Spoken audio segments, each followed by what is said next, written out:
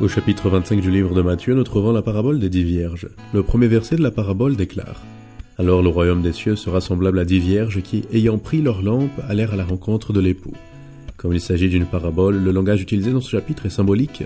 Par exemple, la virginité dans la Bible est synonyme de pureté et est utilisée pour représenter le peuple de Dieu ici sur terre. Ainsi, les 10 femmes vierges, dans un langage symbolique, signifient un groupe de personnes qui font partie du peuple de Dieu. La parabole dit qu'elles ont pris leur lampe. La lampe est un symbole de la parole de Dieu. Ainsi, ces femmes avaient la Bible dans la main. Une troisième caractéristique présentée dans la parabole est qu'elles avaient l'objectif de rencontrer l'époux. Jésus est présenté dans la Bible comme le fiancé qui vient chercher sa fiancée, qui est l'Église. Ainsi, au premier verset de la parabole, Jésus laisse clair qu'elle se réfère à un groupe de personnes qui font partie du peuple de Dieu sur terre, lesquelles connaissent la Bible et ont comme objectif celui de se présenter pour le retour de Jésus. Dans ce premier moment, elles se ressemblent toutes. Toutefois, à partir du verset 2, nous découvrons qu'il y avait une différence cruciale entre elles.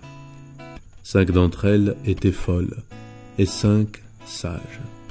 Les folles, en prenant leur lampe, ne prirent point d'huile avec elles, mais les sages prirent avec leur lampe de l'huile dans des vases.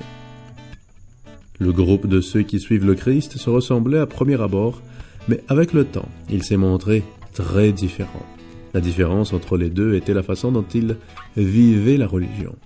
Tandis que certains vivaient avec le strict minimum, d'autres cherchaient plus d'huile.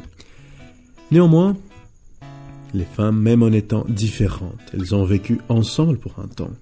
Mais l'époux est arrivé, et celles qui vivaient avec le minimum n'étaient pas prêtes pour passer par le minuit de l'histoire sur terre. Le dernier conseil de Jésus est une alerte pour nous aussi. Veillez donc, puisque vous ne savez ni le jour, ni l'heure.